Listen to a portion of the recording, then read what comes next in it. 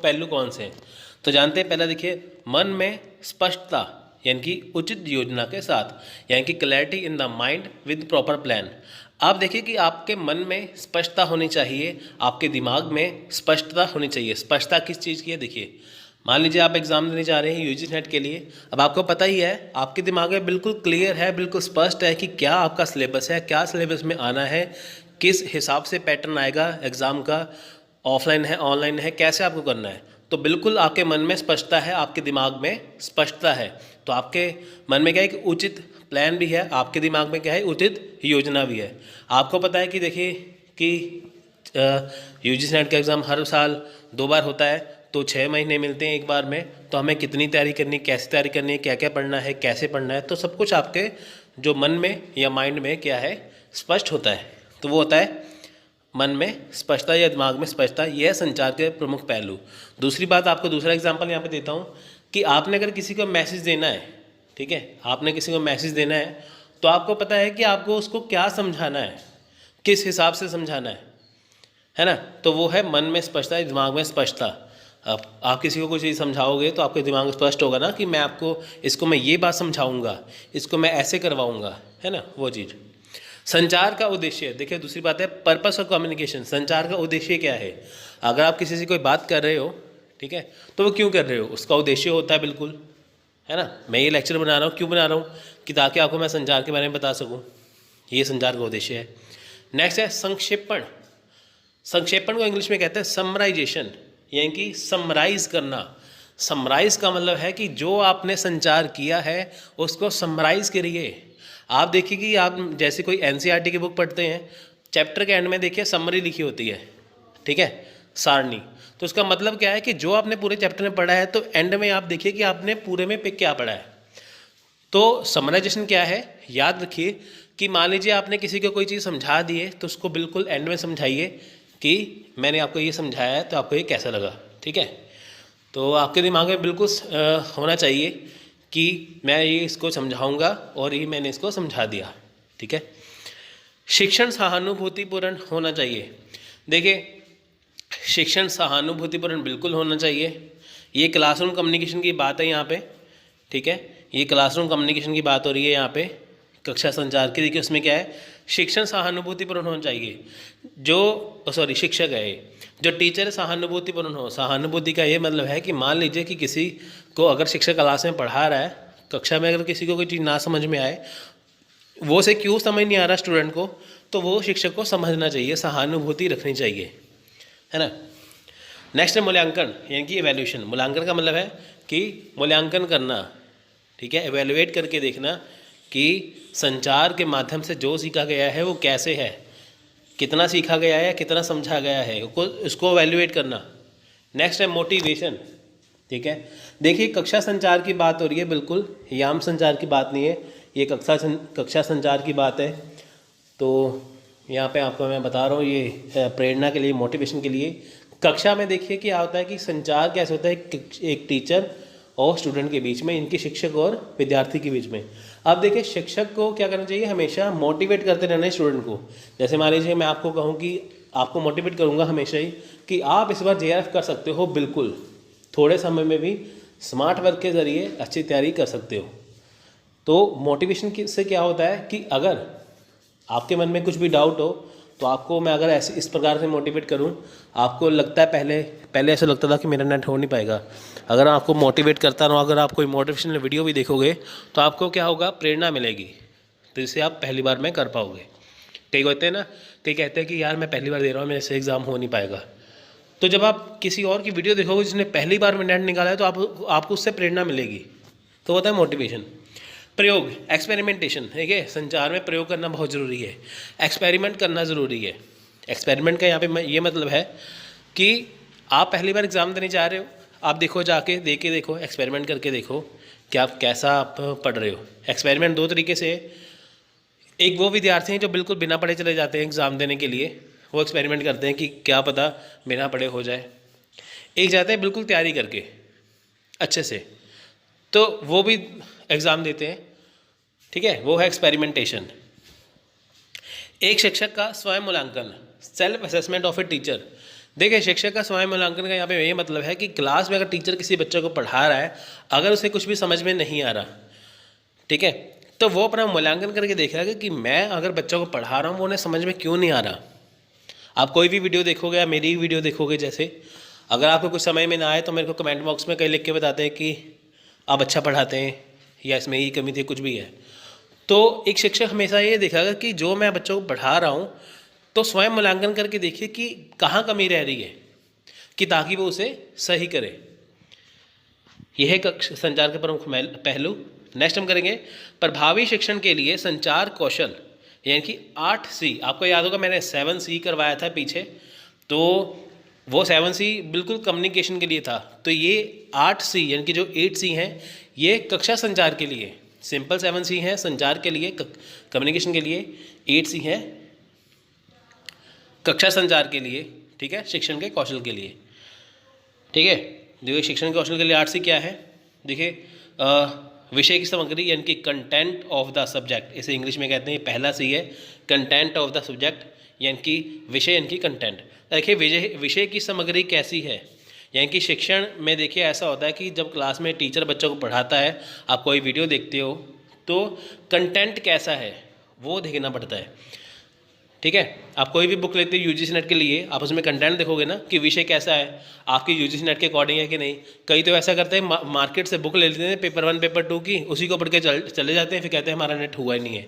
आप देखिए कि अगर आप पेपर 2 के लिए मार्केट से कोई एक बुक लेते हैं या पेपर 1 के लिए एक बुक लेते हैं, फिर भी आपका नेट नहीं हो पाता, बिल्कुल नहीं हो पाएगा। क्यों?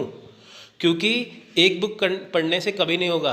मान लीजिए आपका हिस्ट्री सब्जेक्ट है, पॉलिटिकल साइंस सब्जेक्ट है, अगर आप मार्केट से मैनुअल बुक किसी राइटर के लेके चले जाते हैं, पढ़ के चले जाते हो, आपका नेट हो ही नहीं पाएगा। क्योंकि आपको वो बुक तब काम आती है जब आपकी पूरी तैयारी हो जाए, तो उसके बाद बुक को आप जो है वो पढ़ोगे तब। उससे पहले आपको अपनी पोस्ट ग्रेजुएशन की बुक्स पढ़नी पड़ती हैं, ठीक है, तो तब ही आपका जाके नेट होता है। तो वो है कंटेंट, कि कंटेंट कैसा पढ़ रहे हो आप, हल्का पढ़ रहे हो तो नहीं होगा, अच्छा पढ़ रहे हो तो हो जाएगा। शिक्षण या संचार में स्पष्टता, यानी कि क्लैरिटी इन द टीचिंग और कम्युनिकेशन। आप देखिए संचार में स्पष्टता होनी चाहिए, यानी कि जब शिक्षक बच्चों को क्लास में पढ़ा रहा है, जैसे मैं आपको अभी कक्षा संचार के बारे में पढ़ा रहा हूँ, तो आपके और मेरे मन में ये होगा कि मैं आपको ऐसा चीज़ समझा दूँ कि आपको कहीं और जाने की ज़रूरत ना पड़े, आप यही अच्छे से कर लो, कि ताकि आपको चीज़ सारी स्पष्ट हो जाए। संचार करने के लिए व्यक्ति की क्षमता, अब देखिए capability of the person who communicates. इसमें क्या है कि संचार करने वाला जो व्यक्ति, उसकी क्षमता कितनी है। क्षमता मतलब ये है कि वो कितने घंटे पढ़ा सकता है, कितनी देर तक पढ़ा सकता है।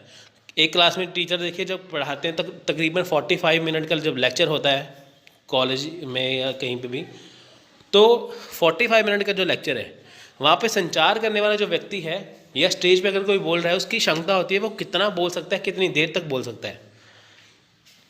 एक संचार की विश्वसनीयता, यानी कि क्रेडिबिलिटी ऑफ ए कम्युनिकेटर। अब देखिए संचारक की विश्वसनीयता क्या है, ठीक है, क्रेडिबिलिटी क्या है। विश्वसनीयता है कि जो संचारक है, जो समझा रहा है, जो चीज़ को समझा, मान लीजिए स्टेज पे कोई आपको मोटिवेट कर रहा है, कोई गाइड कर रहा है, उसकी विश्वसनीयता क्या है, वो आपको कैसे समझा रहा है, ठीक है, वो चीज़ इसमें आती है। संचार के पैनल, यानी कि हाँ संचार के पैनल, ठीक है, यहाँ पे संचार के पैनल है। चैनल्स ऑफ कम्युनिकेशन,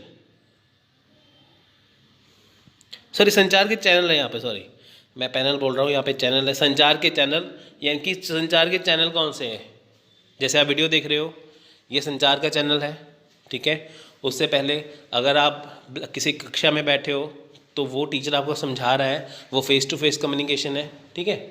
तो ये ऐसी चीज़ें हैं। संचार में रचनात्मकता, यानी कि क्रिएटिविटी इन द कम्युनिकेशन। देखिए क्रिएटिविटी बहुत ज़रूरी है, संचार में रचनात्मकता बहुत ज़रूरी है। क्रिएटिविटी ऐसे है कि मान लीजिए आपको कोई चीज़ समझ में नहीं आ रही, मैथ का सवाल किसी को कोई समझ में नहीं आ रहा, पेपर 1 में मान लीजिए आपको डाटा इंटरप्रिटेशन समझ में नहीं आ रहा, अब उसमें देखिए कि बुक में आपको समझ नहीं आ रहा, टीचर आपको ऐसी वीडियो बना के देता है या कक्षा में आपको ऐसा समझा देता है कि इस तरह से क्रिएटिविटी करवाता है, इस तरह से आसानी से ट्रिक से करवा देता है कि आपको वो आसान लगने लगता है। तो ये क्या है, ये रचनात्मकता है, क्रिएटिविटी है। नेक्स्ट है consistency in the term of teaching, यानी कि शिक्षण की दृष्टि से संगति। अब देखिए कंसिस्टेंसी क्या है टीचिंग में, यानी कि पढ़ाने के लिए देखिए शिक्षण की दृष्टि देखिए कि संगति कैसी है, यानी कि टीचर आपको किस हिसाब से पढ़ा रहा है।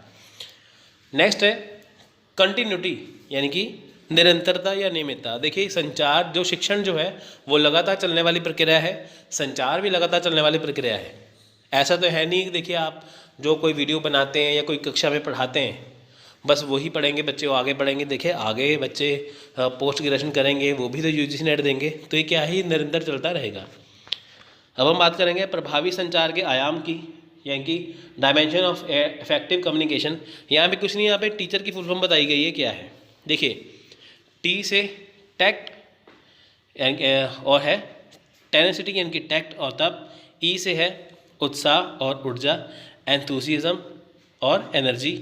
ए से योग्यता, अनुकूलता, महत्वाकांक्षी और प्राप्त करने की क्षमता यानी कि aptitude, adaptability, ambitious and ability to achieve. C से है संचार कौशल, स्पष्टता, परामर्श यानी कि हम्बल, ऑनेस्ट एंड होलिस्टिक। और यहाँ से नेक्स्ट है एच। एच से है विनम्र, ईमानदार और समग्र यानी कि हम्बल, ऑनेस्ट, होलिस्टिक। ई से है उद्यमी और दक्षता जो अन्य पहलू में सहायक होंगे यानी कि enterprising and efficiency which will help full to in other aspects. Next are यानी कि रिसोर्सफुलनेस यानी कि संसाधनशीलता। तो आज हम करेंगे स्मार्ट कक्षा संचार यानी कि स्मार्ट क्लास कम्युनिकेशन। तो फ्रेंड्स ये देखिए स्मार्ट कक्षा पहले होती क्या है वो जान लेते हैं। देखिए स्मार्ट कक्षा क्या है। देखिए पहले क्या होता था कि पहले ज़माने में या आजकल देखिए हर एक स्कूल में तकरीबन आप देखिए ऐसे है कि जैसे ब्लैक बोर्ड के ऊपर टीचर चौक से पढ़ाते हैं, ठीक है। किसी भी सरकारी स्कूल में चले जाओ या किसी भी वहाँ पे पढ़ाते हैं। प्राइवेट इंस्टीट्यूशन में क्या हो रहा है या वैसे क्या हो रहा है कि स्मार्ट कक्षा संचार है। स्मार्ट का तरीका मतलब जो बोर्ड है वो डिजिटल हो चुके हैं, ठीक है। यानी कि जो क्लासेस हैं जैसे देखिए वीडियो सबसे बड़ा उदाहरण है, ये स्मार्ट कक्षाएं हैं। यानी कि घर बैठे बैठे आप वीडियो के ज़रिए कक्षा ले सकते हैं, ठीक है, क्लासेस ले सकते हैं, ये भी है। और देखिए कि जो आपको वीडियो प्रेजेंटेशन करके आपको वो वीडियो रिकॉर्डिंग करके दिखाया जाता है ना वो स्क्रीन पे, वो है स्मार्ट कक्षा।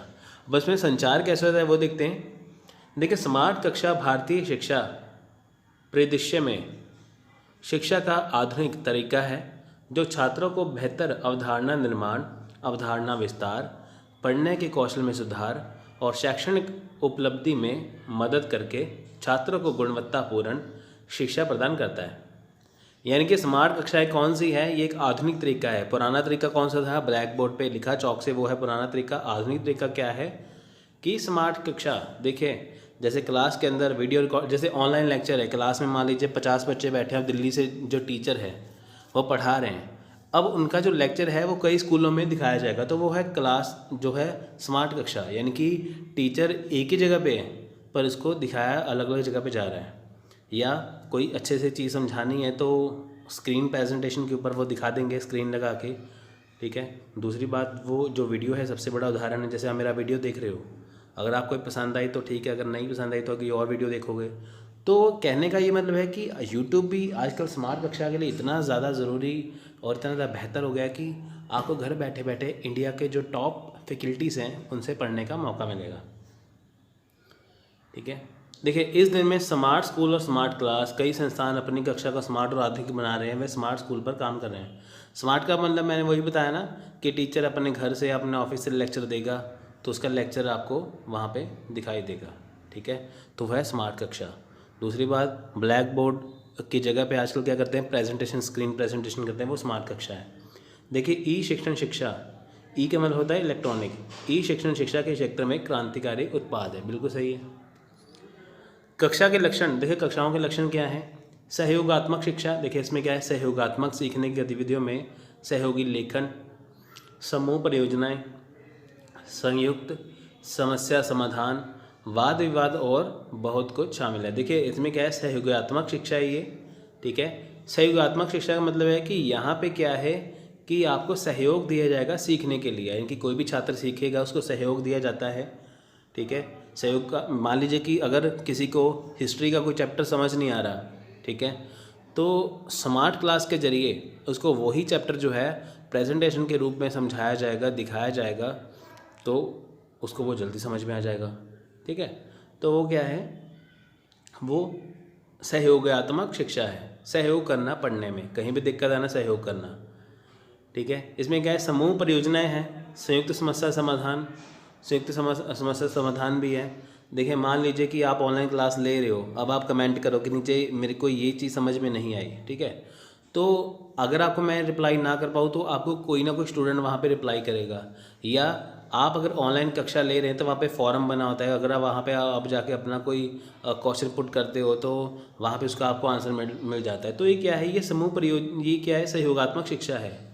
ठीक है, इसमें क्या है, समूह परियोजनाएं भी हैं, यानी कि इसमें क्या है, आपको ग्रुप में क्या है, आपको परियोजनाएं दी जाती हैं, संयुक्त समस्या समाधान भी दिया जाता है। ठीक है, वो संयुक्त समस्या समाधान हो गया, यानी कि आपको कोई ना कोई आपका जो समस्या को सॉल्व कर देगा। ठीक है, तो नेक्स्ट है कंप्यूटिंग डिवाइस। देखिए कंप्यूटर आधुनिक कक्षाओं में प्रोजेक्टर, वीडियो लेक्चर और ई बुक्स आदि के लिए आसानी से उपलब्ध है। कंप्यूटर बहुत ज़्यादा ज़रूरी है। अगर मान लीजिए कि आपको क्लास में प्रोजेक्टर चलाना है तो आपको अपना कंप्यूटर अटैच करना पड़ेगा साथ में। ठीक है, तो उससे आप जो आपके कंप्यूटर के अंदर होगा वो उनको वहाँ पे दिखाई देगा स्क्रीन पे। ठीक है, और अगर आपको यूट्यूब पे वीडियो देखना है तो चलो आजकल तो फ़ोन में ही सारा कुछ है, कंप्यूटर की इतनी ज़रूरत नहीं पड़ती, पर फिर भी कंप्यूटिंग डिवाइसेस हैं। ठीक है, जिससे आपको क्या है कि सारी चीज़ें देखने में आसानी हो जाती है। ई बुक्स है, अब ई बुक्स का ये मतलब है कि जैसे आपने PDF डाउनलोड कर लिया, ठीक है, तो वो बात होगी ई बुक्स की। तो आजकल आसानी से उपलब्ध है। ई बुक्स का सबसे बड़ा फ़ायदा है कि हम मान लीजिए कि आप पेपर 1 के लिए अगर आपके पास ई बुक्स पड़ी हैं, जैसे हम पेपर 1 के लिए अपने PDF प्रोवाइड करवाते हैं। अगर मान लीजिए कि आप पेपर 1 की कहीं बुक लेके जाते हो, मान लीजिए कहीं आप रिश्तेदार के चले गए या एग्ज़ाम वाले दिन बुक लेके गए, तो अगर आपकी वहाँ पे बुक गुम जाती है तो वो सबसे बड़ा कारण है। सबसे बड़ी बात है कि आपको बुक अपने साथ कैरी करना पड़ेगा, लेके जाना पड़ेगा। बट अगर यहाँ पे ई बुक्स अगर आप लेके जाते हो, वो तो आपके फ़ोन में पड़ा रहेगा, फ़ोन आपके हमेशा साथ रहेगा, तो ई बुक्स आपको कहीं पे भी लेके, ई बुक्स में आपको कोई भी परेशानी नहीं होती। इसमें आपको बुक्स नहीं उठानी पड़ती, जब मर्जी फ़ोन उठाया, ई बुक्स पढ़ा, काम ख़त्म। पारस्परिक सम्मान, देखिए शिक्षकों और छात्रों को हमेशा एक दूसरे के लिए सम्मान होना चाहिए। छात्रों को अपने मूल्य का पालन करना चाहिए, क्योंकि वे हमेशा उनसे मार्गदर्शन प्राप्त करेंगे। साथ ही शिक्षकों को छात्रों को आत्मविश्वास के साथ बोलने और उनकी राय को महत्व देने के लिए प्रोत्साहित करना चाहिए। देखिए यहाँ पे क्या है कि जो शिक्षक है और जो छात्र है, दोनों को ही एक दूसरे के लिए सम्मान करना चाहिए। अब देखिए छात्र जो है हमेशा ही शिक्षक से सीखते हैं, टीचर से सीखते हैं, तो उनका आदर करना चाहिए टीचरों का। तो उनको, क्योंकि देखिए उनसे ही वो सीखेंगे, तो उनका आदर करना ज़रूरी है। और साथ ही शिक्षकों को भी ये चाहिए कि वो भी छात्रों को आत्मविश्वास बनाए रखें।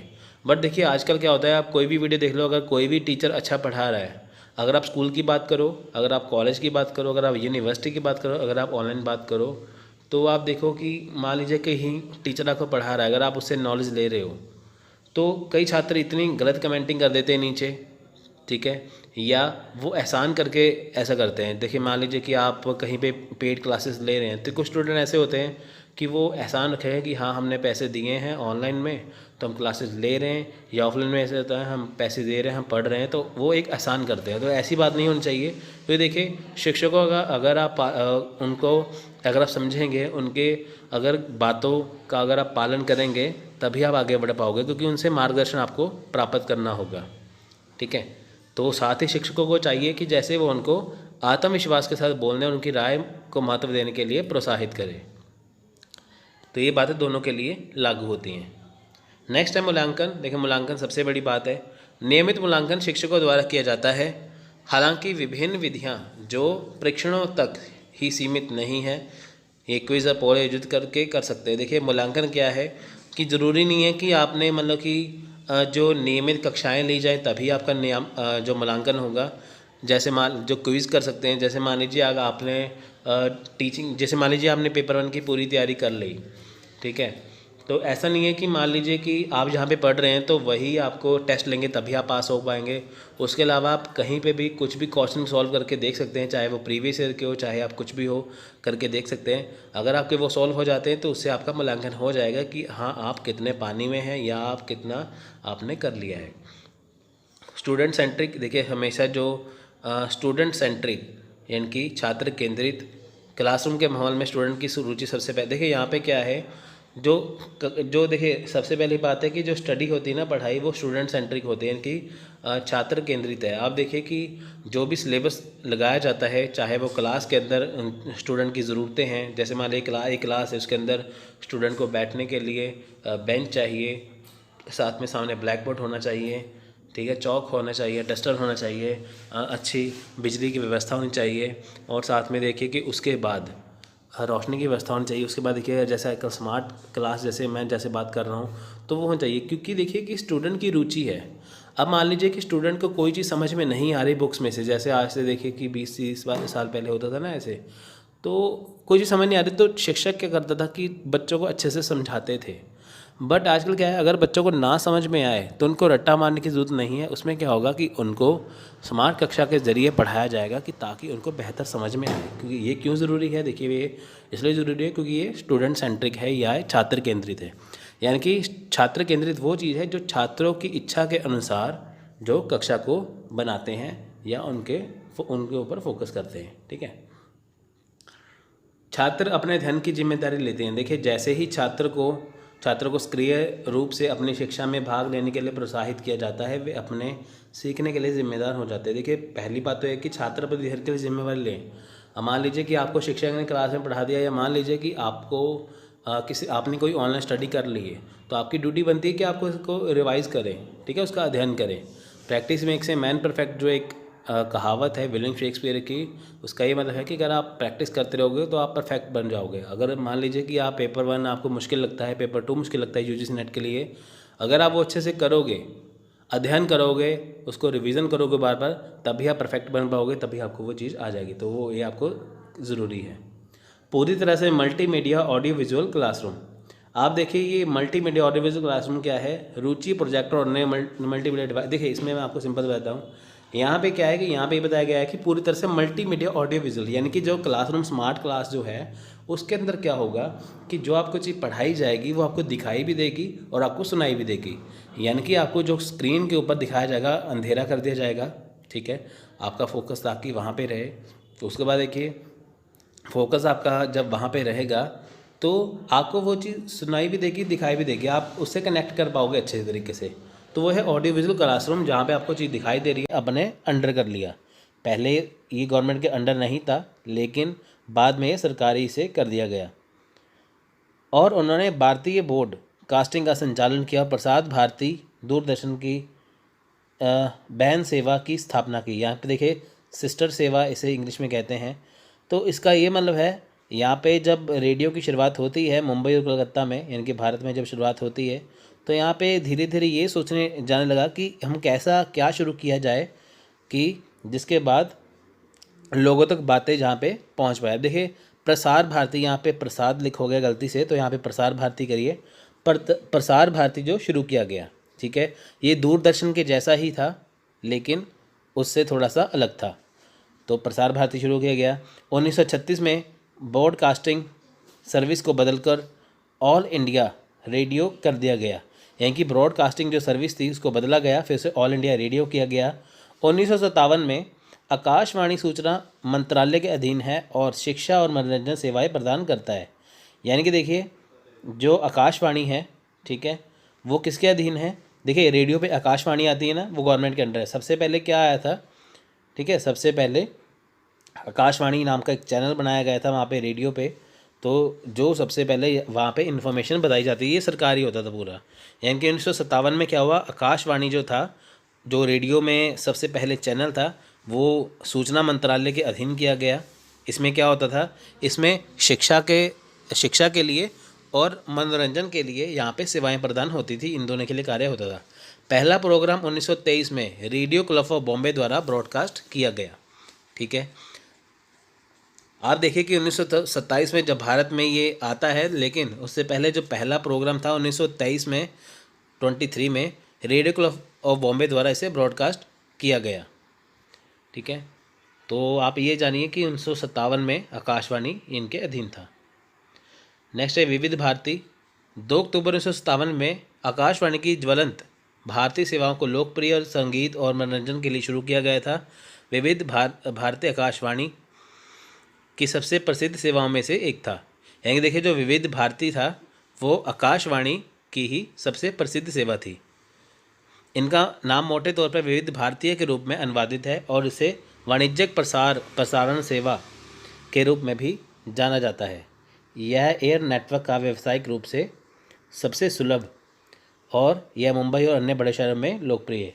यानी कि विविध भारती जो हैं वो कहाँ पे लोकप्रिय था, मुंबई और अन्य जो बड़े शहर हैं दिल्ली वगैरह हो गया, यहाँ पे सबसे ये लोकप्रिय हो गया था। 1 नवंबर 1967 में विविध भारती सेवा में शुरू में विज्ञापन पेश किए गए। यानी कि देखिए सबसे पहले आकाशवाणी बनाई गई, आकाशवाणी भारत सरकार के अंडर थी। उसके बाद क्या था, जो विविध भारती को शुरू किया गया, विविध भारती को। तो 1957 में क्या हुआ, 1 नवंबर 1957 को यहाँ पे विज्ञापन पेश किए गए। नेक्स्ट है एफएम रेडियो यानी कि frequency modulation. American engineer Edwin Armstrong द्वारा 1933 में आविष्कारित एफएम प्रसारण किया गया। भारत में यानी कि देखिए एफएम की शुरुआत किसने की थी, ये अमेरिका के इंजीनियर थे एडविड आर्मस्ट्रॉन्ग। भारत में 6 जुलाई 1999 को केंद्रीय मंत्रिमंडल ने एफएम रेडियो ब्रॉडकास्टिंग, यहाँ पे ब्रॉडकास्टिंग है, ब्रॉडकास्टिंग में निजी क्षेत्र के प्रवेश को मंजूरी दी। यानी कि देखिए कि पहले जो गवर्नमेंट थी उनका जो रेडियो था आकाशवाणी, लेकिन जब प्राइवेट रूप से जब देखिए एफएम बना तो 6 जुलाई 1999 को ही आया। तो इसे क्या किया कि केंद्रीय मंत्रिमंडल जो भारत सरकार का है उन्होंने क्या किया कि इसमें इसकी ब्रॉडकास्टिंग में निजी क्षेत्र को मंजूरी दे दी। अब देखिए जो एफएम है वो प्राइवेट है, यानी कि जब पहली बार यहाँ पे रेडियो आया था वो भारत सरकार के यानी कि गवर्नमेंट के अंडर था, लेकिन जब यहाँ पे एफएम आया वो प्राइवेट हो गया तो सरकार ने उसको मंजूरी दे दी कि हाँ चलो इस एफएम में भी कि आप प्राइवेटाइजेशन कर सकते हैं। स्टेशनों के कुछ नाम देख लीजिए, जैसे Vividh Bharati, Jago Mumbai, radio city, big FM, radio Mirchi, radio Bolly FM, FM rainbow, my FM. ये क्या है, ये एफएम के स्टेशन है। तो यहाँ पे जाके आप इनके जो चैनल हैं वो उनको सुन सकते हैं। ठीक है, तो एफएम रेडियो क्या है, ये प्राइवेट है और जो रेडियो था वो सरकारी था। तो इसकी डेट याद करनी बहुत ज़रूरी है। सबसे ज़्यादा ज़रूरी है इनके जो बनाने वाले हैं, जो इनकी खोज करता है, उनका नाम एडविन आर्मस्ट्रॉन्ग। तो देखिए इसका एक क्वेश्चन आया था 2012 में, प्रसारण के लिए ऑल इंडिया रेडियो को वर्ष में नामित किया गया था, यानी कि किस वर्ष में इसे नामित किया गया था। तो ऑप्शन है option number B, All India Radio. Next है टेलीविज़न। देखिए रेडियो के बाद अगर हम बात करें मास कम्युनिकेशन की यानी कि जनसंचार की बात करें तो यहाँ पे देखिए सबसे रेडियो के बाद बारी आती है टेलीविज़न की। भारत में 15 सितंबर 1959 में दूरदर्शन के रूप में टेलीविज़न की शुरुआत हुई। यानी कि भारत में जो टेलीविज़न था वो कब आया, 1959 में दूरदर्शन के रूप में आया। 1 जनवरी 1976 में टेलीविज़न सेवा रेडियो से अलग हो गई। यानी कि जो पहले टेलीविज़न जो देखिए यहाँ पे जो दूरदर्शन था वो आपको बताया था ना कि जो दूरदर्शन था वो आकाशवाणी की सिस्टर यानी कि जो बहन सेवा थी, सिस्टर सेवा थी। यानी कि पहले क्या था कि दूरदर्शन भी था और उसके साथ जो था आकाशवाणी को शुरू किया गया। ठीक है, अब देखिए कि जब टेलीविज़न जहाँ पे इंडिया में आता है तो उसकी वजह से क्या हुआ कि दूरदर्शन को अलग से कर दिया गया। आकाशवाणी का काम था यहाँ पे रेडियो का प्रसार करना, जबकि दूरदर्शन का काम यहाँ पे कौन सा रह गया था, टेलीविज़न के क्षेत्र को आगे बढ़ाना। अब देखिए 1 जनवरी 1976 में टेलीविज़न जो सेवा रेडियो से अलग हो गई है और 59 में ये टेलीविज़न जो आया था। क्वेश्चन आ सकता है बताइए कि भारत में टेलीविज़न कब आया था, 15 सितंबर 1959। 1982 में राष्ट्रीय टेलीकास्ट शुरू किए गए। उसी वर्ष 15 अगस्त 1982 को भारत के प्रधानमंत्री श्रीमती इंदिरा गांधी द्वारा स्वतंत्रता दिवस के भाषण के लाइव टेलीकास्ट के साथ भारत में रंगीन टीवी पेश किया गया। यानी कि देखिए कि 1982 में राष्ट्रीय टेलीकास्ट शुरू किया गया। यानी कि जब हम बात करें यहाँ पे टेलीविज़न की तो यहाँ पे सबसे पहला जो क्या चीज़ दिखाई गई थी यहाँ पे 1982 में, देखिए यहाँ पे 15 अगस्त यानी कि जब हमारा स्वतंत्रता दिवस होता है उस दिन श्रीमती इंदिरा गांधी का भाषण आना था। तो वहाँ से क्या हुआ कि पहली बार जो टीवी था, जो टेलीविज़न था, वहाँ पे जो उनका रंगीन टीवी पेश किया गया, यानी कि जो उनका भाषण था वो रंगीन दिखाया गया टीवी पर। तो 17 सितंबर 1984 में चेन्नई और मेट्रो चैनल दिल्ली में शुरू किया गया, यानी कि 17 सितंबर को क्या हुआ, मेट्रो चैनल और चेन्नई जो शुरू किया गया यहाँ पे। भारत में 7 जुलाई 1984 को दूरदर्शन हम लोग में पहला टेलीकास्ट टीवी सीरियल था। यानी कि देखिए कि यहाँ पे मैं अगर बात करूँ कि अगर यहाँ पे टेलीविज़न आया था इंडिया में, सबसे पहले वहाँ पे प्रोग्राम कौन सा दिखाया गया था रंगीन में, तो वहाँ पे दिखाया गया था श्रीमती इंदिरा गांधी जी का भाषण। तो अगर हम किसी सीरियल की बात करें, यानी कि किसी हम नाटक की बात करें, तो 7 जुलाई 1984 को हम लोग जो नाटक था वो पहली बार जो था दूरदर्शन पर दिखाया गया 7 जुलाई 1984 को। एक कई बार क्वेश्चन आ जाता है कि बताइए कि इंडिया में सबसे पहला सीरियल कौन सा दिखाया गया टेलीविज़न पे, तो वो था हम लोग। प्रसार भारती का गठन 23 नवंबर 1997 को भारत के स्वायत्त प्रसारण निगम के रूप में किया गया था। टेलीविज़न रेटिंग पॉइंट यानी कि टीआरपी एक उपकरण है जिससे प्रोग्राम के लिए प्रदान किया जाता है और जिसे देखा जाता है और 30 दिनों में से सबसे अधिक औसत होता है। ब्रॉडकास्टिंग टीवी प्रोग्राम सिस्टम का पालन किया जाता है। अब देखिए यहाँ पे टीआरपी की बात होती है, कई बार सीधे ही क्वेश्चन पूछ लेते हैं बताइए कि टीआरपी की फुल फॉर्म क्या है। ये दिसंबर 2018 में भी क्वेश्चन आया था। तो देखिए ये जून में भी क्वेश्चन रिपीट हो चुका है। टीआरपी की फुल फॉर्म है टेलीविज़न रेटिंग पॉइंट, ठीक है। तो आप यहाँ पे देख सकते हैं, इससे ये देखा जाता है कि एक महीने के अंदर अंदर जो सीरियल दिखाया जाता है या कोई चैनल है उसकी ग्रोथ कितनी है, ठीक है, यहाँ पे ये आता है। तो यहाँ पे देखिए कि अगर हम बात करें यहाँ पे ब्रॉडकास्टिंग सिस्टम की, तो यहाँ पे देखिए भारत में NTSC यानी कि राष्ट्रीय टेलीविज़न मानक समिति को माना जाता है। देखिए पहले रंगीन टीवी ब्रॉडकास्टिंग प्रणाली है, यानी कि अगर हम बात करें जो रंगीन टीवी ब्रॉडकास्टिंग प्रणाली है, जो हमें हमारे कलर टीवी में जो हमारे प्रोग्राम दिखाए जाते हैं, ये कौन सी प्रणाली इस्तेमाल करते हैं, NTSC की, यानी कि राष्ट्रीय टेलीविज़न मानक समिति। उत्तर अमेरिकी प्रसारण टेलीविज़न मानक शुरुआती राष्ट्रीय टेलीविज़न मानक समिति के लिए खड़े हैं। इसका उपयोग उत्तरी अमेरिका में किया जाता है। आप देखिए कि यहाँ पे NTSC है, अमेरिका में क्या है, अमेरिका में PAL है, PAL, ठीक है। तो ये दोनों चीज़ें होती हैं।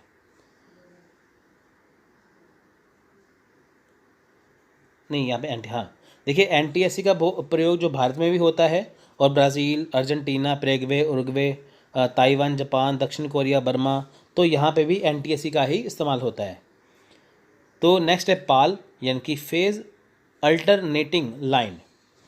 भारत में PAL ब्रॉडकास्टिंग सिस्टम फॉलो किया जाता है।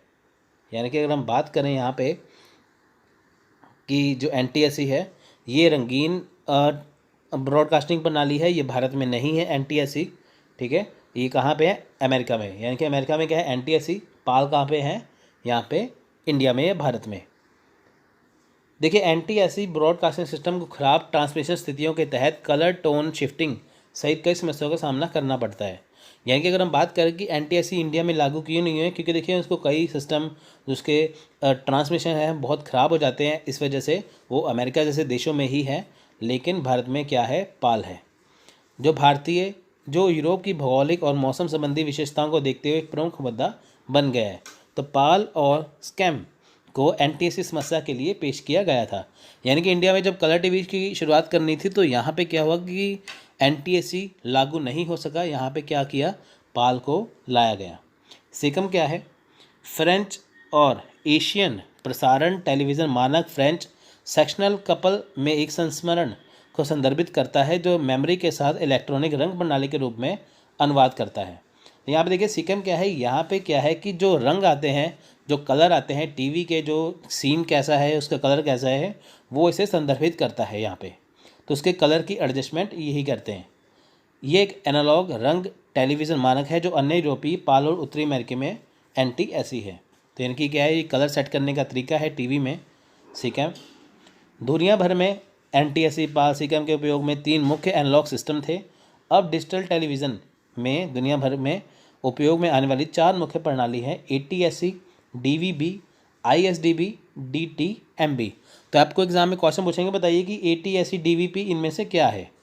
ठीक है, ये क्या चीज़ है, ये वो चीज़ें हैं कि दुनिया भर में अगर हम टीवी की बात करें, टेलीविज़न की बात करें, तो उनके एनालॉग सिस्टम है कि उनके अंदर जो कलर टीवी के प्रोग्राम दिखाए जाते हैं वो कैसे एडजस्ट होते हैं, तो वो इनसे ही एडजस्ट होते हैं।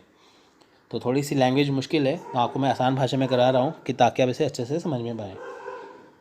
देखिए, एनालॉग वीडियो और टेलीविज़न में शोर अभी भी प्रदर्शित होने वाला एक यांत्रिक डॉट पिक्सल पैटर्न है जब कोई भी टेलीविज़न सेट के एंटीना द्वारा ट्रांसमिट सिग्नल प्राप्त नहीं कर पाता।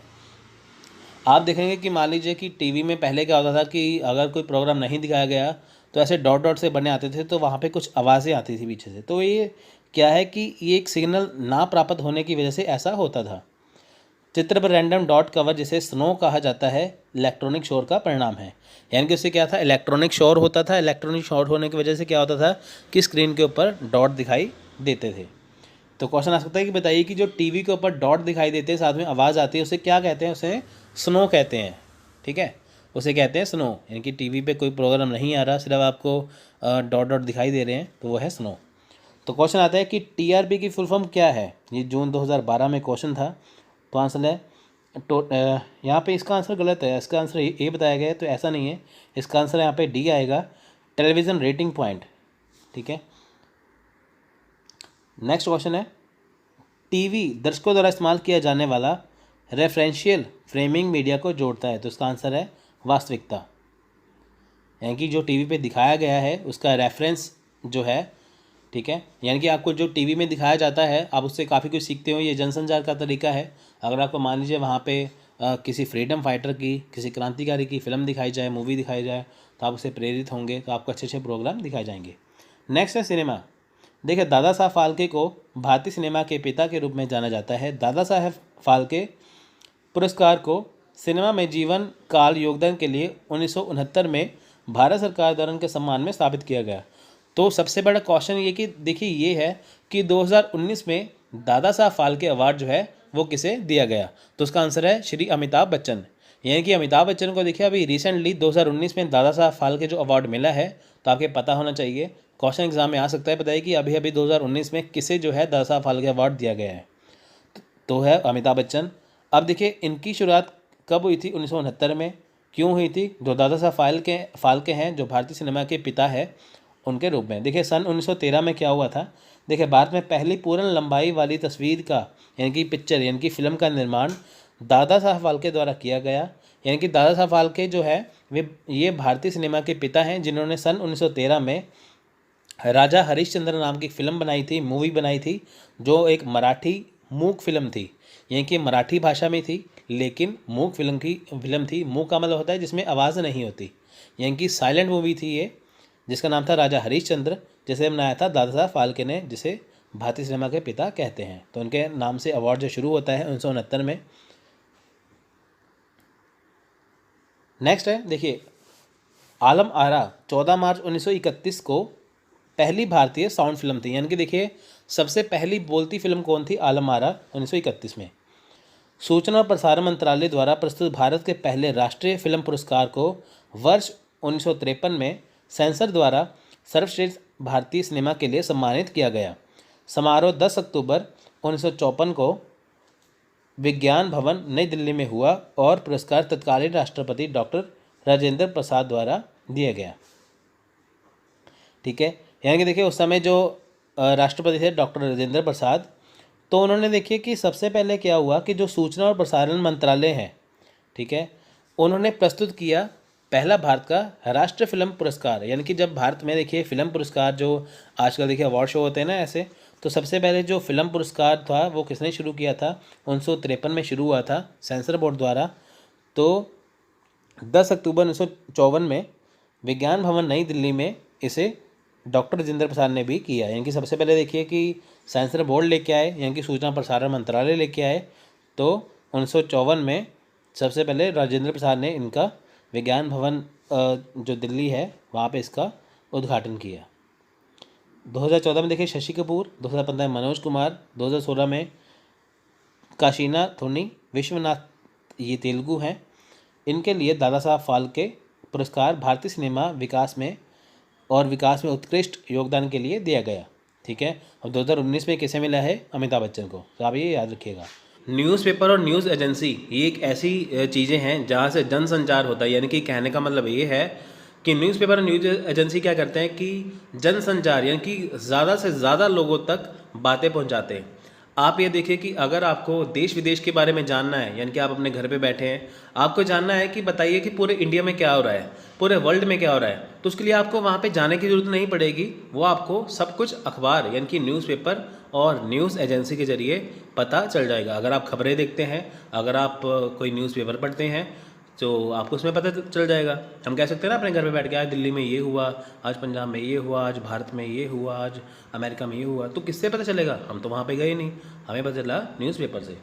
तो चलिए ये था इसका ओवरव्यू, देखते हैं। देखिए 27 जनवरी 1780 में भारत का पहला अखबार कोलकाता में प्रकाशित हुआ। देखिए क्वेश्चन यही आता है एग्जाम में, बताइए कि न्यूज़पेपर जो सबसे पहले न्यूज़पेपर था वो कहाँ छपा था?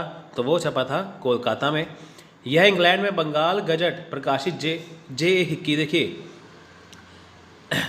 यहाँ पे क्या है कि जो जे हिक्की, जो इसे हिक्की गैजेट भी कहते हैं, ये उसके नाम से प्रकाशित था।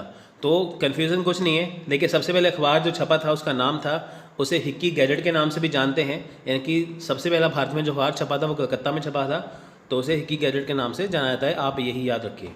1838 से सबसे पुराना मौजूदा अंग्रेजी दैनिक टाइम्स ऑफ इंडिया प्रकाशित रूप मुंबई से है। देखिए अभी देखिए टाइम्स ऑफ इंडिया अभी भी अखबार आता है, इसकी शुरुआत कब हुई थी? 1838 से। तो आप ये लगा सकते हैं कि अगर ये 2019 है तो आप ये लगा सकते हैं कि ये कितना पुराना है। ये 119 और 62, अगर आप इसे प्लस करेंगे तो 181, लगभग 180 साल पुराना ये अखबार है। सबसे अधिक संख्या में समाचार पत्र हिंदी में प्रकाशित हुए। तो क्वेश्चन आ सकता है, बताइए कि सबसे ज़्यादा किस भाषा में अखबार छपे हैं? वो है हिंदी। ये कहते हैं ना हिंदी है हम, हिंदुस्तान हमारा। तो देखिए हिंदी जो यहाँ पे बोलने वाली आबादी बहुत ज़्यादा, इसलिए यहाँ पे हिंदी में अखबार छपे हैं। वैसे तो सारे ही जो भाषाएँ हैं उनका जो 22 भाषाएँ दर्ज हैं हमारे 8वें शेड्यूल में इंडियन कॉन्स्टिट्यूशन के, तो सबको महत्ता सबकी अपनी अपनी है, लेकिन हिंदी में क्या है कि प्रकाशित सबसे ज़्यादा हुए हैं अखबार। सन 1975 में इंदिरा गांधी सरकार ने आपातकाल के दौरान प्रेस की सेंसरशिप लगा दी। देखिए सेंसरशिप का यहाँ पे ये मतलब है कि कोई भी सरकार के खिलाफ कुछ गलत नहीं लिख सकता। जैसे अंग्रेज़ों के टाइम पे था ना, अगर कोई अंग्रेज़ों के खिलाफ कुछ गलत लिखता था तो वो उनका अखबार बंद करवा देते थे। तो ऐसा ही जब सन 1975 में, जब 1975 थे 1977, यानी कि 2 साल का जब वक्त था, एमरजेंसी यानी कि आपातकाल का टाइम था, उस वक्त इंदिरा गांधी ने देखी थी कि सेंसरशिप लगा दी, सरकार के खिलाफ कुछ गलत नहीं छाप सकते थे।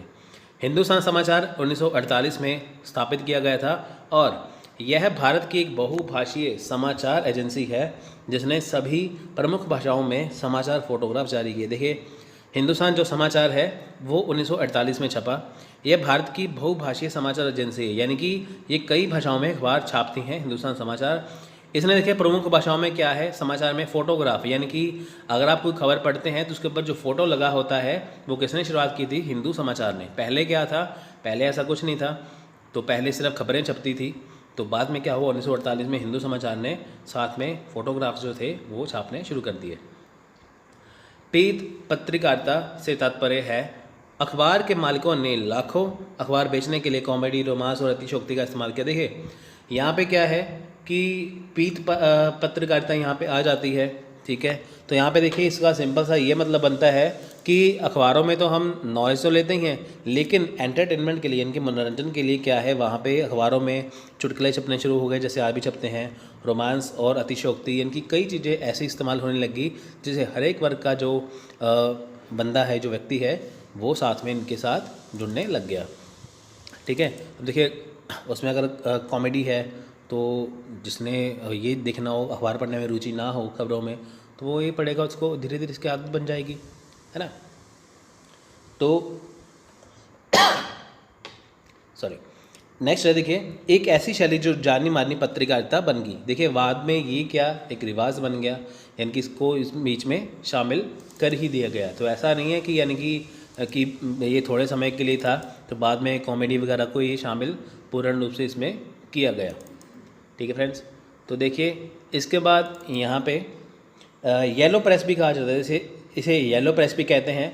तो क्वेश्चन आ सकता है, बताइए कि येलो प्रेस किसे कहते हैं। येलो प्रेस वह है जिसमें क्या है कि सभी तरह की खबरें छपती हैं, जैसे कॉमेडी भी छपेगी, रोमांस भी छपेगा और सिंपल खबरें भी छपेगी, वो क्या है येलो प्रेस वो कहलाएंगी। ठीक है, तो आप ये देख सकते हैं आसानी से, कुछ दिक्कत वाली बात नहीं है। देखिए विलियम रैडोल्फ हर्स्ट ये न्यूयॉर्क के जनरल थे, और जोसेफ पुल्तजर के बीच पहली बार 1890 के प्रसिद्ध पेपर युद्धों ने समाचार पत्र की सामग्री को बदल दिया और सनसनीखेज कहानियों द्वारा और ड्राइंग और कार्टून का उपयोग करके अधिक रोचक बना दिया। आप देखिए 1890 में क्या हुआ कि न्यूयॉर्क वर्ल्ड और न्यूयॉर्क जर्नल, ठीक है, ये क्या है, ये अखबारें हैं जिनके न्यूयॉर्क जर्नल के हेड कौन थे, विलियम रैडोल्फ हर्स्ट, और जोसेफ पुल्तजर जो थे वो न्यूयॉर्क वर्ल्ड के अखबार के मालिक थे। इनकी दो अखबारें हैं, न्यूयॉर्क जर्नल और न्यूयॉर्क वर्ल्ड। तो इनके बीच में क्या है, पेपर युद्ध। पेपर युद्ध में क्या है कि अपनी अखबार को बेस्ट बनाने के लिए कि लोग उन्हीं की अखबार पढ़े, तो उन्होंने इसको बढ़िया बनाना शुरू कर दिया। दोनों ने क्या किया 1890 में कि जो समय खबरें छपती थी वहाँ पे कार्टूनों का, ड्राइंग का, कहानियों का उपयोग करने लगे कि ताकि लोगों का इंटरेस्ट पैदा हो, लोगों की जिज्ञासा जागे अखबार पढ़ने में। ठीक है, तो ये सिंपल सा क्वेश्चन यहाँ पे बनता है, आप इसे आसानी से ये देख सकते हैं। उसके बाद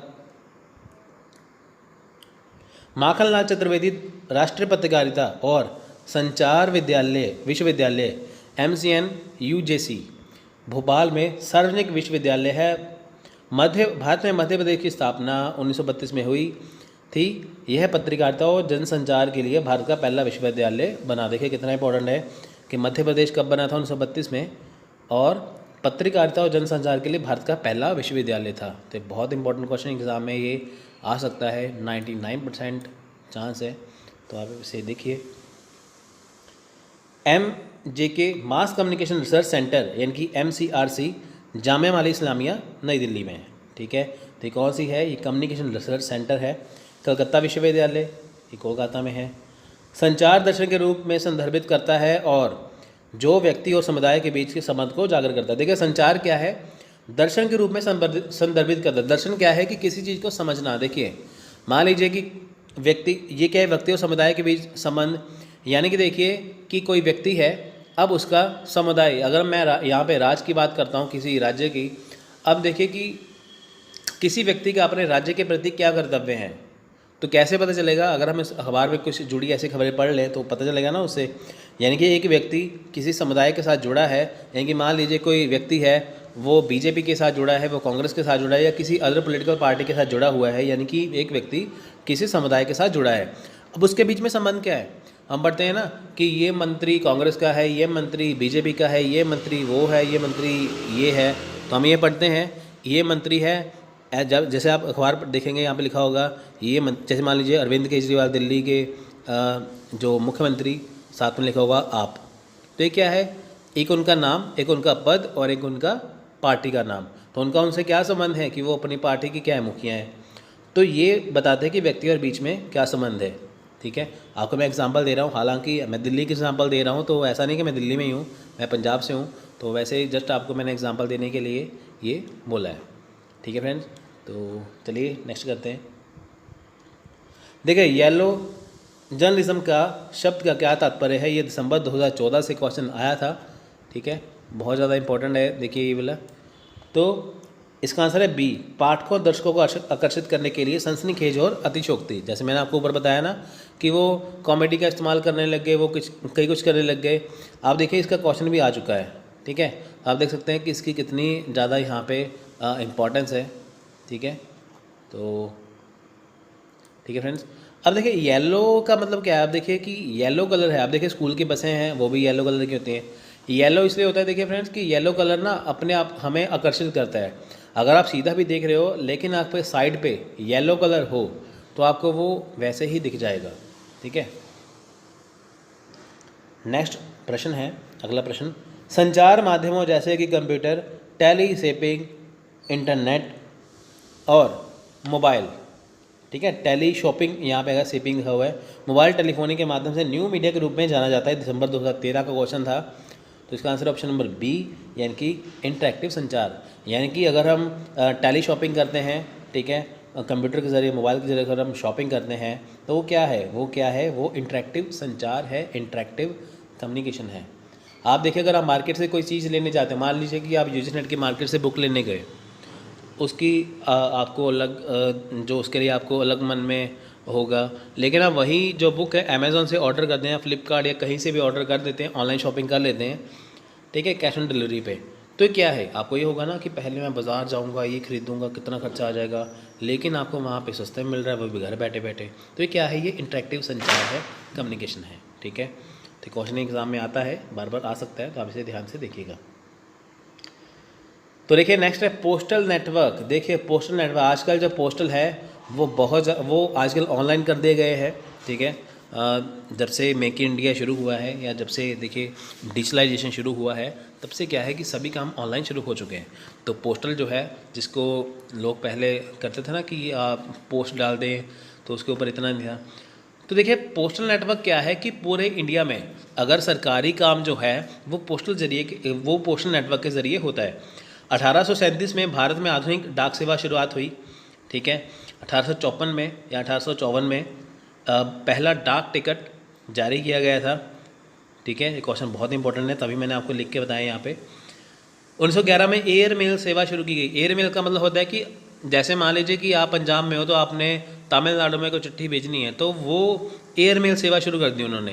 यानी कि पूरे भारत में दूर दूर जैसे स्थान हो तो उसको क्या है, हवाई जहाज़ के जरिए चिट्ठी पहुंचाई जाती थी, ठीक है। 1972 में पिन कोड सिस्टम की शुरुआत हुई। देखिए पिन कोड होता है ना, वो 6 नंबर का होता है। फ्रेंड्स आप देखिए जो पिन कोड है वो 6 नंबर का होता है वैसे, लेकिन अगर हम मिलिट्री के पिन कोड की बात करें तो वो 9 नंबर का होता है, ठीक है। तो आप इसे देख सकते हैं, वो स्टार्टिंग भी 9 से ही होता है। अगस्त 1986 में स्पीड पोस्ट सेवा शुरू की गई। स्पीड पोस्ट बहुत जरिए आप हमसे स्पीड पोस्ट के जरिए मटीरियल भी मंगवा सकते हैं, मुझे याद आ गया यहाँ पे, ठीक है। तो चलिए, स्पीड पोस्ट विभाग 1931 से विशेष डाक टिकट जारी कर रहा है। देखिए बाहर कितने पटाखे बज रहे हैं, दिवाली का सीज़न है, ठीक है। तो चलिए, पिन कोड की फुल फॉर्म है पोस्टल इंडेक्स नंबर, ये 1972 में पेश किया गया था। पिन कोड अंकों में कोड से 6 अंकों का उपयोग करता है। पहला अंक जोन अंकित करता है, अगले अंक उप जोन और पोस्टल सॉर्टिंग ज़िले को इंगित करते हैं कि जो पहला अंक होता है वो क्या है, वो जोन अंकित करते हैं कौन से जोन में है, कि नॉर्थ में है, साउथ में, ईस्ट में, वेस्ट में, कहाँ पे हैं। अप जोन करता है कि वो उसमें कहाँ पे है। पोस्टल सॉर्टिंग ज़िला यानी कि वो कौन से ज़िले से हैं, और अंतिम के जो 3 अंक हैं वो ज़िले के अंतर्गत जो पोस्ट ऑफिस आता है उसे पहचानने की मदद करता है। तो देखिए नेक्स्ट है दूर संचार। देखिए दूर संचार मतलब कि टेलीफोन, कई बार दूरभाष भी लिखा होता है तो वो है टेलीफोन, ये है दूर संचार, ठीक है। तो देखिए 1881-82 में टेलीफोन सेवा पहली बार कोलकाता में शुरू की गई, और इस देखिए 1881-82 में पहली बार कलकत्ता में शुरू की गई, यानी कि अंग्रेज़ों के टाइम पे। 1913-14 में शिमला में पहली बार ऑटोमेटिक टेलीफोन एक्सचेंज शुरू किया गया था। भारतीय टेलीफोन उद्योग लिमिटेड यानी कि ITI बेंगलोर एक सार्वजनिक क्षेत्र की कंपनी जो संचार, रेलवे और रक्षा विभाग में आवश्यक दूर संचार उपकरणों के उत्पाद में लगी हुई है। तो बहुत इंपॉर्टेंट है, आप देख लीजिए। भारत संचार निगम लिमिटेड BSNL दूर संचार परिचालन विभाग और दूरसंचार सेवा विभाग की सम्मिलित और विलय इकाई है। देखिए इसमें क्या है, BSNL में DTO भी है और DTS भी है।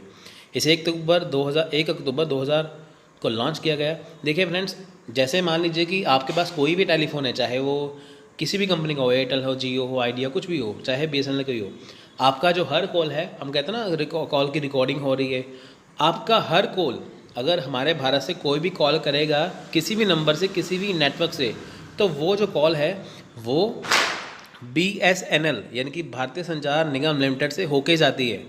यानी कि जो सरकार है वो आपकी, वो वहाँ से जो सरकारी जो कंपनी है BSNL, वहाँ से आपकी कॉल होके गुजरेगी वहाँ से। ऐसा नहीं है कि आपने कॉल उठाया बस वो हो गया, ठीक है, तो वहाँ पे आपकी रिकॉर्डिंग होती है पूरी, ठीक है। तो तभी तो इनके अंडर है गवर्नमेंट के, नहीं तो पता ही नहीं चलेगा कि कौन कैसे कहाँ पे कैसे बात कर रहा है, कुछ नहीं है, ठीक है। तो कब तभी इनकी कंपनियाँ जो इनके अंडर है, तो यानी कि सारी जो कॉल्स हैं वो इनके ज़रिए होके निकलती हैं। पहला मोबाइल फ़ोन भारत में पश्चिम बंगाल में के मुख्यमंत्री ज्योति बसु द्वारा दूरसंचार मंत्री सुखराम को जुलाई 1995 में पेश किया गया। देखिए, पहला फ़ोन किसे पेश किया गया था? पश्चिम बंगाल के मुख्यमंत्री ज्योति बसु द्वारा, यानी कि पश्चिम बंगाल के जो मुख्यमंत्री है ज्योति बसु, उन्होंने किसे दिया था? दूरसंचार मंत्री सुखराम को, ठीक है। तो ये बहुत इंपॉर्टेंट है। संचार का टेलीफोन मॉडल पहली बार के क्षेत्र में विकसित किया गया था? आंसर है सूचना सिद्धांत। इनकी संचार जो टेलीफोन है क्यों लगाया गया है? सूचना सिद्धांत के अकॉर्डिंग। देखिए नेक्स्ट है इंटरनेट। इंटरनेट तो पता ही, आजकल कोई भी इंटरनेट के बिना तो रह नहीं सकता। तो जैसे मैं आपको वीडियो दूंगा तो आप इंटरनेट के ज़रिए ही चलाओगे इसको। तो इंटरनेट ने बहुत ज़्यादा क्रांति ला दी है। आजकल एक अच्छी तरह से डिजिटलाइजेशन शुरू हो चुका है। आपको कहीं पे भी ऑनलाइन ऑफलाइन कहीं भी कोचिंग करने की ज़रूरत नहीं पड़ती, कोई बुक्स पढ़ने की ज़रूरत नहीं पड़ती, सिर्फ आप वीडियो देखते हो आपकी तैयारी हो जाती है। घर बैठे बैठे आप अच्छे टीचर से पढ़ सकते हो। तो देखिए, अमेरिका के वर्चस्व वाली दुनिया का सबसे बड़ा नेटवर्क भारत में 15 अगस्त 1995 से राज्य के स्वामित्व वाली इनकी VSNL, देखिए वो BSNL है, ये VSNL यानी कि विडनेक संचार निगम लिमिटेड द्वारा उपलब्ध था। यानी कि देखिए अमेरिका के वर्चस्व वाली दुनिया, अमेरिका में देखिए जो शुरुआत हुई थी इंटरनेट की, ठीक है, तो वो आप देख सकते हैं, ठीक है, जो शुरुआत हुई थी। तो भारत में 15 अगस्त 1995 में, ठीक है, जो नेट आया था वो BSNL के जरिए आया था। भारत में 1986 में शिक्षा अनुसंधान नेटवर्क यानी कि अर्नेट का इंटरनेट लॉन्च किया गया। यानी कि देखिए भारत में सबसे पहले जो अनुसंधान जो नेटवर्क है वो कौन सा था? वो अर्नेट था, यानी कि इंटरनेट नहीं था, वो अर्नेट का इंटरनेट था। दुनिया भर में इंटरनेट का उपयोग और सभी कंप्यूटरों के खुले नेटवर्क के लिए खड़ा है और बिना किसी प्रतिबंध के लिए खुला है। यानी कि देखिए दुनिया भर में कोई भी इंटरनेट का इस्तेमाल उपयोग कर सकता है, ठीक है। इंट्रानेट भी इंटरनेट का रूप है। देखिए इंटरनेट के बहुत सारे रूप हैं जो आगे हम इंफॉर्मेशन कम्युनिकेशन टेक्नोलॉजी में करेंगे। इंटरनेट है, इंट्रानेट होता है और इथरनेट होता है, तो काफ़ी होते हैं। इंटरनेट भी एक इंटरनेट का रूप है, लेकिन इसका उपयोग लोगों के एक विशिष्ट समूह द्वारा नहीं किया जाता है, समूह के बाहर के लोगों के लिए नहीं खोला जाता। यानी कि देखिए यहाँ पे क्या इंटरनेट जो है, इंटरनेट वो केवल कुछ खास लोग ही इस्तेमाल करते हैं, तो सभी इसका इस्तेमाल नहीं कर सकते।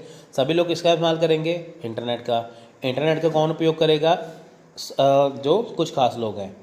यह एक निजी स्थान है, आमतौर पर एक व्यवसाय के भीतरी और कर्मचारियों के, देखिए यहाँ पे कुछ नहीं है। यहाँ पे ऐसा है कि मान लीजिए कोई कंपनी है, वहाँ पे क्या है कि अगर कंपनी वाले ही उसका उपयोग करें तो वो लगाएंगे इंटरनेट। इंटरनेट क्या है? जो सभी के लिए जो खुला है, जो लेकिन जो इंटरनेट है वो किसी कंपनी के लिए है। यहाँ पर एक्स्ट्रानेट भी अनिवार्य रूप से इंटरनेट और एक इंटरनेट दोनों का एक संयोजन है, ठीक है। देखिए एक एक्स्ट्रानेट है जो किससे बना है? इंटरनेट और इंटरनेट दोनों से। देखते हैं, देखिए मास मीडिया और सोसाइटी यानी कि मास मीडिया और समाज। देखिए इसका मतलब है क्या? इसका मतलब ये है कि जो मास मीडिया है, आप देखिए कि अगर एक खबर को, एक बात को ज़्यादा लोगों तक पहुंचाना हो तो वो किसके ज़रिए पहुंचाया जाता है? वो जब पहुंचाया जाता है मास मीडिया के ज़रिए। आप देखिए कि यानी कि जो अखबार होती है सभी के घर में आती है, तो उससे हमें पता चलता है कि हमारे देश विदेश में हो क्या रहा है। यानी कि अगर मैं आसपास की खबरें हैं, देश विदेश की खबरें हैं, तो हम वहाँ पे जाके तो देखेंगे नहीं, तो हमें वो किससे पता चलेगा? वो हमें पता चलेगा न्यूज़पेपर से, अखबारों से, न्यूज़ चैनल से। तो वो क्या होता है? वो होता है मास मीडिया। अब देखिए जो मास मीडिया है ये सोसाइटी पर कैसे प्रभाव डालता है, सोसाइटी इनकी समाज से कैसे जुड़ा हुआ है। देखिए मास मीडिया जनता की राय को व्यवस्थित करने में बहुत महत्वपूर्ण भूमिका निभाता है। अब देखिए इस लाइन को समझते हैं, इनकी जो मास मीडिया होता है वो जनता की राय को व्यवस्थित करने में, जनता की राय को व्यवस्थित करना मतलब आप देखिए जैसे मास मीडिया है, अब मान लीजिए कि सरकार यानी कि गवर्नमेंट के काम से अगर कोई व्यक्ति या कोई तबका या कोई धर्म या कोई समाज का ऐसा तबका जो सरकार से खुश नहीं है, तो वो जनता की राय लेंगे। आप देखिए कि जब चुनाव आते हैं, इलेक्शंस आते हैं, तब क्या होता है कि सर्वे किया जाता है, बताइए कि इस बार कौन सी पार्टी जीतेगी। तो वो क्या करता है कि लोगों से राय जानते हैं, जनता की राय जानते हैं। ये कौन जानता है? Mass media. तो जिससे एक अंदाज़ा लगाया जाता है कि इस बार कौन जीतेगा, ठीक है। तो इनकी मास मीडिया क्या है? मास मीडिया जनता की राय को व्यवस्थित करने में बहुत महत्वपूर्ण भूमिका निभाता है।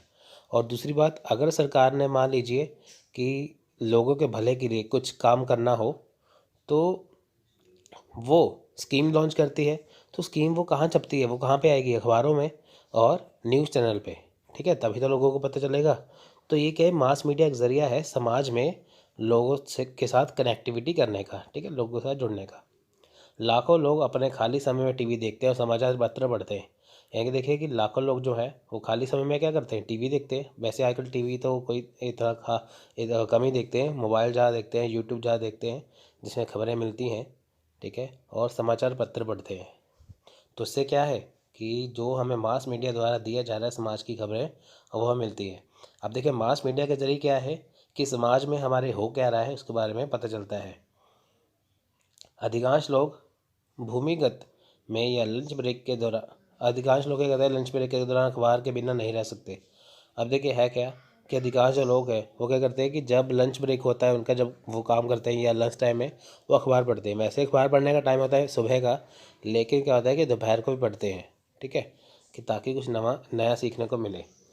टीवी भी ज़्यादातर समय परिवार के साथ के जीवन पर हावी रहता है। यह भी एक आदत है जो असंभव है। अब देखिए जो टीवी है, टीवी आजकल मोबाइल जो है वो ज़्यादातर समय परिवार के जीवन पर हावी है। बहुत सही है। आप देखिए जो टीवी पे जो दिखाया जाता है, ठीक है, तो मान लीजिए कुछ भी दिखाया जाता है, सीरियल दिखाए जाते हैं, कुछ भी दिखाया जाता है, तो परिवार के लोगों पर हावी रहता है वो, है ना। तो ऐसा होता ही है। मोबाइल के देखिए आजकल जो व्हाट्सएप फेसबुक आ चुका है, इंस्टाग्राम आ चुका है, कई कुछ आ चुका है, यूट्यूब आ चुका है, तो इसके बिना आजकल रह नहीं होते, कोई रह नहीं सकता, ठीक है, ये हावी रहता है। आप बिना आप एक दिन बिना मोबाइल के रह के देखिए, आपको दिखना ऐसा लगेगा आपके जीवन से कुछ चला गया है। तो ये क्या है? ये आपके जीवन पर हावी है, क्योंकि पारिवारिक जीवन पर क्या है, ये हावी हो चुका है। उसके बाद अधिकांश समय रेडियो चालू होता है जिससे एक स्थायी पृष्ठभूमि शोर पैदा होता है। अब देखिए अधिकांश समय क्या है, रेडियो चालू होता है, यानी कि आप देखेंगे एफएम है, रेडियो है, तो आप कहीं दुकान पे जाएंगे, कहीं पे भी जाएंगे, तो वहाँ पे क्या है, रेडियो चलाया होता है उन्होंने, ठीक है, तो जो भी क्या है जिससे भी हमें खबरें पता चलती हैं, ठीक है।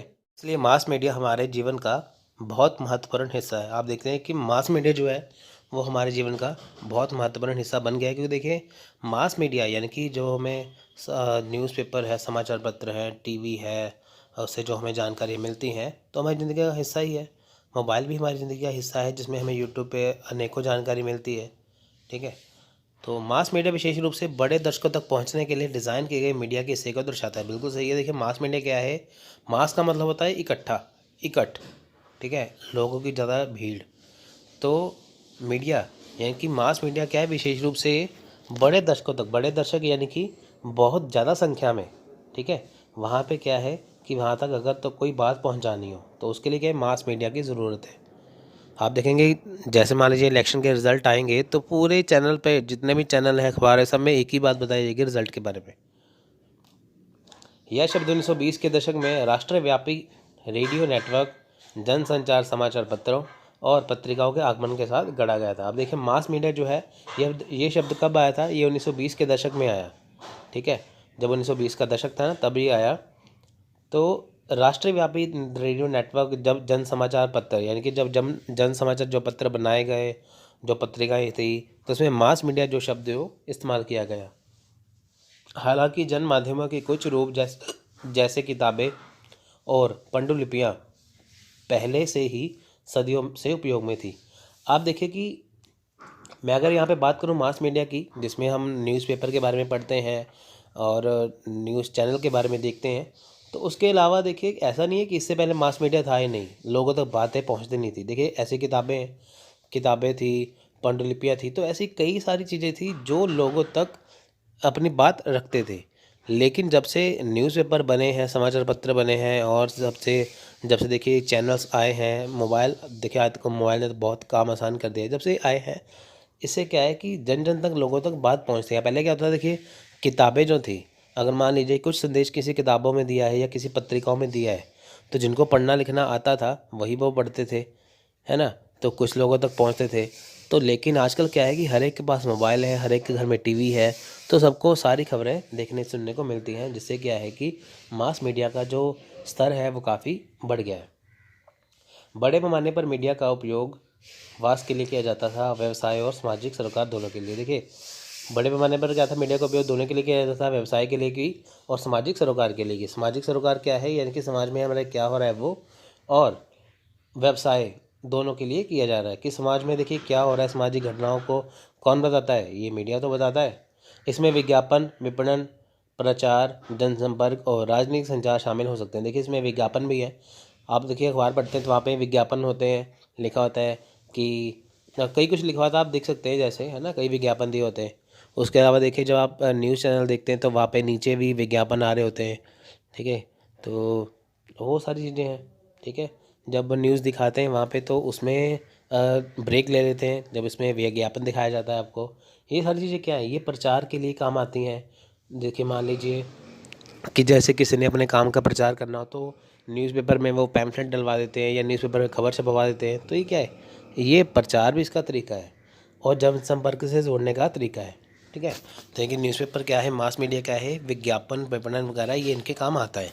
यानी कि आप देखिए सभी के घर में अखबार आता है, तो आप देखेंगे आपके घर में जो अखबार आएगा वहाँ पे कुछ ना कुछ पैम्फलेट आपको मिलते रहेंगे, कागज़ मिलते रहेंगे कि ये इन्होंने ये किया है, आप यहाँ कोचिंग सेंटर में जाइए, आप इस बाबा के पास जाइए, आप इस दुकान पे जाइए। तो वहाँ पे ऐड कर रखी होती है उन्होंने। मनोरंजन पारंपरिक रूप से अभिनय, संगीत और खेल के प्रदर्शन के साथ 20वीं सदी के अंत से वीडियो और कंप्यूटर गेम के माध्यम से भी है। अब देखिए इसमें क्या मनोरंजन भी है, इसमें पारंपरिक रूप से अभिनय है। आप देखें कि अभिनेताओं की या उसकी उनकी खबरें छपती रहती हैं, इनमें होते हैं ना अखबार में। देखिए, नेशनल राष्ट्रीय स्तर की खबरें, अंतर्राष्ट्रीय स्तर की खबरें, आपके राज्य स्तर की खबरें और मनोरंजन जगत की खबरें, साथ में उसमें होता है खेल कूद, साथ में अर्थव्यवस्था और तो साइंस एंड टेक्नोलॉजी। बहुत सारे ऐसी चीज़ें बने होते हैं कि एक अखबार के अंदर आपको सारी ही चीज़ें दिखाई जाती हैं अलग अलग टाइप की। ठीक है, तो इलेक्ट्रॉनिक मीडिया और प्रिंट मीडिया भी शामिल है। देखिए, इलेक्ट्रॉनिक मीडिया है यानी कि जो आपको टीवी पे दिखाई दे रहा है वो। प्रिंट मीडिया यानी कि जो अखबारें हैं जो प्रिंटेड होती हैं। ठीक है, तो होता है प्रिंट मीडिया और इलेक्ट्रॉनिक मीडिया जो टीवी पे दिखाई दे रहा है। इसमें दोनों शामिल है, प्रसारण संकीर्ण अर्थ में रेडियो टेलीविज़न के लिए। यानी कि इसमें क्या है, दोनों का काम एक ही है। एक है प्रिंट मीडिया जो आपको खबरें छपी छपाई मिलती हैं, एक है इलेक्ट्रॉनिक मीडिया जो आपकी खबरें आप देखते हैं टीवी पे। विभिन्न प्रकार के रिकॉर्ड किए गए डिस्क या टेप के कई उदाहरण हैं। विभिन्न देखिए 20वीं शताब्दी में ये मुख्य रूप से संगीत के लिए उपयोग किए गए थे। आप देखें यहाँ पे कई आपको डिस्क मिल जाएंगी। ठीक है, वीडियो डिस्क, टेप मिल जाएंगी कई। तो ये सारी चीज़ें। तो फिल्म सबसे अधिक बार मनोरंजन के लिए उपयोग की जाती है, लेकिन वृत्त चित्रों के लिए भी। आप देखिए कि ऐसा नहीं है कि अगर हम बात करें यहाँ पे सिर्फ अखबारों की, टेलीविज़न की, जो सिनेमा है वो भी, ये भी जनसंचार का है। आप देखिए कि आपने भगत सिंह के बारे में किताबों में पढ़ा है, झांसी की रानी के बारे में किताबों में पढ़ा है, महात्मा गांधी के बारे में किताबों पढ़ा है और हमारे जो राष्ट्रीय आंदोलन है उसके बारे में किताबों पढ़ा है। तो देखिए यही सारी चीज़ें आपको फिल्मों के रूप में भी दी गई हैं। तो जो आप चीज़ें पढ़ते हैं वही चीज़ें आपको फिल्म के रूप में दिखाई जाती है, तो उससे आपको इतिहास बहुत जल्दी से समझ में आता है। तो जो फिल्में हैं, जो सिनेमा जगत है, वो भी क्या है, वो भी मास मीडिया का ही है ना। फिल्मों से आप सभी कुछ सीखते हैं। इसलिए प्रेस, रेडियो, टेलीविज़न समाज के लिए सबसे जीवन में एक बड़ी भूमिका निभाते हैं। वे लोगों को सूचित करते हैं, शिक्षित करते हैं और उनका मनोरंजन करते हैं। यानी देखिए, प्रेस है, रेडियो है, टेलीविज़न है, समाज के लिए क्या है, बड़ी भूमिका निभाते हैं। आप देखिए प्रेस में यानी कि अखबारों में कुछ पढ़ेंगे तो आपको चीज़ें समझ में आएंगी कि हमारे आसपास क्या हो रहा है। रेडियो में खबरें सुनेंगे तब भी समझ में आएगा। टेलीविज़न में अगर आप कुछ देखेंगे आपको पता लगेगी कि हमारे समाज में हो क्या रहा है। ठीक है, ये सारे क्या है, आपको शिक्षित करती हैं। ठीक है, तो यानी कि मान लीजिए कि आप कोई खबरें देख रहे हैं या आप कोई ऐसा चैनल देख रहे हैं जिसमें आपको जैसे CID आता था पहले, तो उसमें क्या है कि आपको कई नई नई चीज़ें देखने को मिलती थी। तो इनसे क्या है, आप शिक्षित होते हैं घर बैठे। हालांकि आपको इसकी पढ़ाई नहीं करते कि आपको ये चीज़ें आ रही हैं, तो आप ये इनसे देख के सीख रहे हो। वे लोगों को दुनिया को देखने के तरीके को भी प्रभावित करते हैं और इन्हें अपने विचार बदलते हैं। देखिए, लोगों को दुनिया के देखने तरीके का भी देखिए, मान लीजिए कि आप मान लीजिए कि कुछ सीरियल देख रहे हैं, कुछ नाटक देख रहे हैं, कुछ अखबार पढ़ रहे हैं, तो आपका देखने का नज़रिया, जैसे मान लीजिए कि वहाँ पे दिखा रहे हैं कि ये गरीब आदमी बहुत मेहनत कर रहा है, वो ये कर रहा है, ऐसे करके कर रहा है, तो आपको देखने का नज़रिया, जो गरीबों के प्रति नज़रिया है वो देखने को मिलेगा। ठीक है, जैसे हमारे देश में बेरोज़गारी ज़्यादा है, ठीक है, तो आपको देखने का नज़रिया होगा कि बेरोज़गारी क्यों है।